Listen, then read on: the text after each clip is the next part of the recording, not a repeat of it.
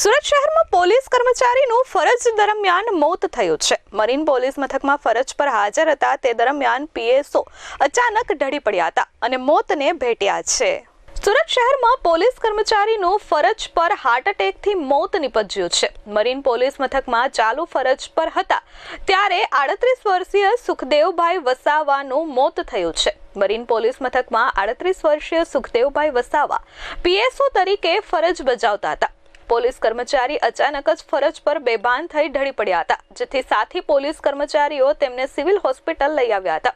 જો કે તેમને સારવાર મળે તે પહેલા જ તેમનું મોત નિપજ્યું હતું। પોલીસ કર્મચારીનું અચાનક બેભાન થયા બાદ મોત નિપજતા પરિવાર સહિત પોલીસ કર્મચારીઓ શોકમગ્ન થઈ ગયા છે। પીએમ રિપોર્ટ આવ્યા બાદ જ પોલીસ કર્મચારીના મોતનું સાચું કારણ જાણવા મળશે।